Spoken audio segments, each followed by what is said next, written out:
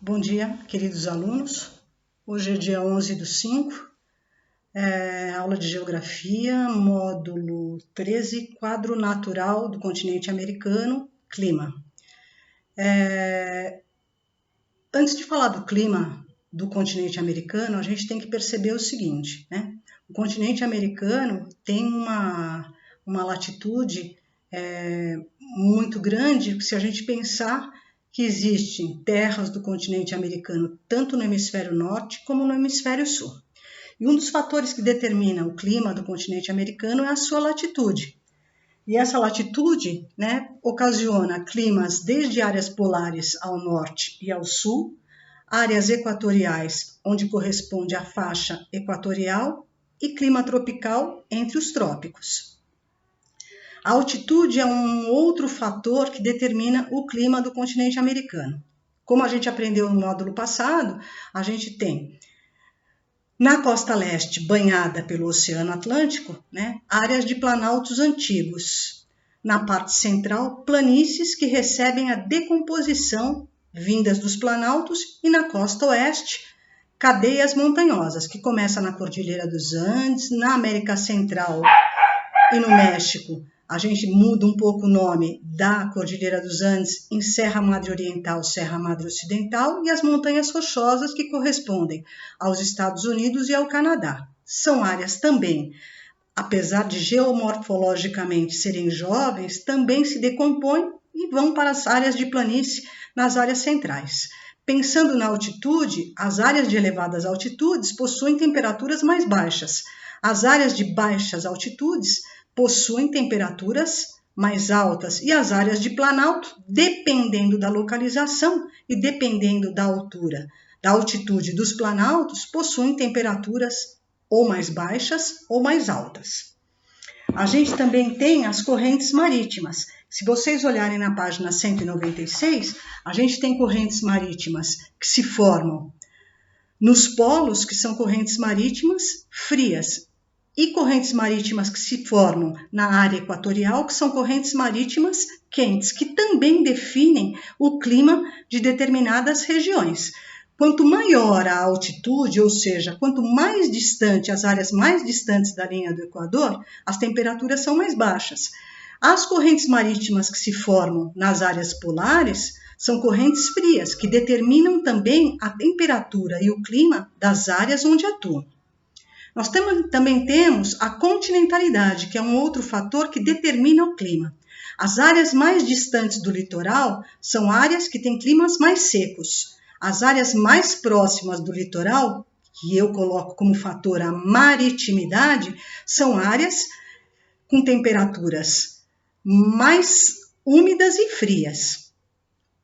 Características dos principais climas da América. Então, eu tenho clima temperado frio, clima temperado continental, clima tropical, clima equatorial, climas áridos e semiáridos.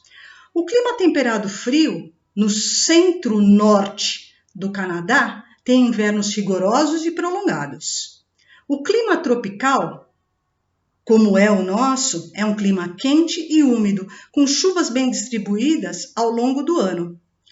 O clima temperado continental, sempre que eu introduzir essa palavra continental, né, a gente vai pensar no seguinte tipo de clima: pouca chuva, verão seco,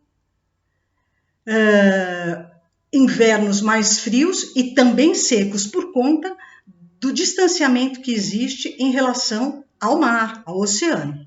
O clima equatorial, no centro-norte da América do Sul, é quente, com amplitude térmica elevada. Amplitude térmica é a diferença entre a máxima e a mínima temperatura. Então, nessas áreas de clima equatorial, eu tenho mínimas muito baixas e máximas muito altas. Então, o dia começa com 9, 10 graus, né? E ao longo do dia, quando chega meio-dia, 1h da tarde, eu tenho temperaturas com 30 graus, 32 graus. Então, a diferença de 10 para 32 é uma amplitude grande, certo? Uma diferença grande. Eu tenho climas áridos e semiáridos, que são resultantes da combinação entre a formação de correntes marítimas frias, onde o continente é banhado pelo Pacífico, a presença de cadeias montanhosas influencia muito, porque as cadeias montanhosas funcionam como verdadeiros paredões para impedir a umidade vinda do oceano. Quem sofre com isso? A Califórnia, o México, né? Que são áreas, por algum acaso, tanto a Califórnia como o México, são áreas que têm presença de deserto. O próprio Chile, que tem o deserto mais seco do mundo, o deserto do Atacama. A gente vai perceber que a Cordilheira dos Andes favorece a formação de desertos, tá? Então, como eu falei para vocês, repetindo, a Cordilheira dos Andes, as Rochosas, a Serra Madre Oriental e Ocidental, né, funcionam como verdadeiros obstáculos para que a umidade oriunda do Oceano Pacífico não permita que ocasione chuva e as áreas fiquem o quê? Bem mais secas. Vocês vão observar tanto os mapas da página 196 como os mapas da página 198, mostrando as diferenças climáticas, né, provenientes da latitude, ou seja, o distanciamento em relação à linha do Equador, certo? A altitude, então as áreas mais altas com temperaturas mais baixas, as áreas mais baixas com temperaturas mais altas. Além disso, temperaturas mais altas e uma atmosfera mais seca, por quê? Por conta de, se a gente for pensar que do lado direito eu tenho planaltos, do lado esquerdo eu tenho cadeia montanhosa, quem fica no centro do oceano tem o quê? Tem duas áreas onde a possibilidade de umidade vinda do oceano são impedidas, por conta dos planaltos de um lado e das cadeias montanhosas do outro. Os tipos climáticos na página 198, polar, temperado frio continental, frio oceânico, temperado mediterrâneo, ártico, árido e semiárido, tropical, equatorial, de montanha e subtropical, estão bem ilustrados nesse mapa da página 198, e a gente pode perceber sim a influência das cadeias montanhosas e dos planaltos nestes climas, né, nestas áreas, e a influência das correntes marítimas. Eu tenho correntes frias que se formam nos polos, então elas estão assinaladas com a setinha em azul, e as correntes quentes que se formam nas áreas equatoriais.